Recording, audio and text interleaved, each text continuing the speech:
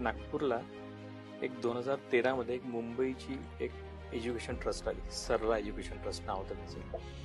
तर त्यांचा इथे मोठा प्रोजेक्ट होता, अराउंड एक 14 करोडचा प्रोजेक्ट त्यांचा आला इथे. तर मी जसं एकाचं घर बांधलं होतं, त्यांनी सांगितलं की यार म्हणे मुंबईची घेत आहे तर तुम्ही हे करा. यार 1 कोटीच्या वरती आपण काम केलं नाही, काय आपण इतक्या मोठ्या आहे. पण म्हटलं त्याचा 2-3दा फोन आला तर म्हणजे मी त्यांना माझा पोर्टफोलिओ वाटला. मीटिंग झाली आणि ते काम मला मिळालं. बरं, जे तुम्हाला अपेक्षित नव्हतं. पण म्हटलं इतकं मोठं काम तर पहिले धास्ती वाटली, कारण त्यांचा तो 70 पेजेसचा कॉन्ट्रॅक्ट साईन केला होता की काय झालं तर काय झालं तर काय. भीती पण वाटली. मग मी माझे जे मार्केटमधले जे जुने वेंडर होते, जसं लोखंडवाला, सिमेंटवाला, मटेरियलवाला, त्यांच्या सगळ्यांकडे गेलो. म्हटलं मी असा प्रोजेक्ट हातात घेऊ, त्या तुमचा सपोर्ट लागेल.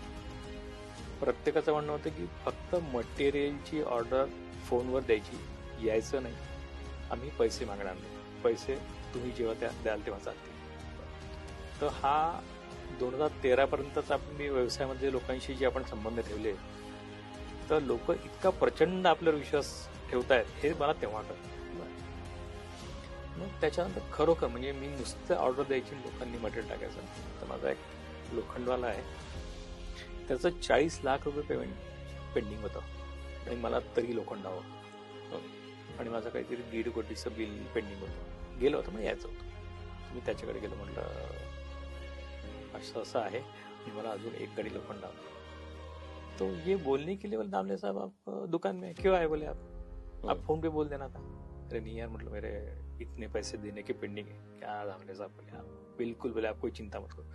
त्यांनी त्याच्यानंतरही मला एक 8 टन लोखंड साईड प्रोडक्ट, त्याच्यानंतर 5-6 दिवसात जसं पेमेंट आलं सगळ्यात पहिले मी त्याचं पेमेंट केलं.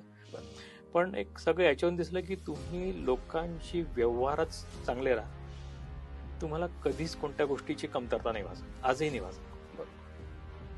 म्हणून माझं म्हणणं असतं की मी लोकांच्या प्रेमावरच प्रचंड प्रेम करतात माझ्या लोक, आणि मी त्याच्यामुळे व्यवसायात सक्सेसफुल. क्या बात.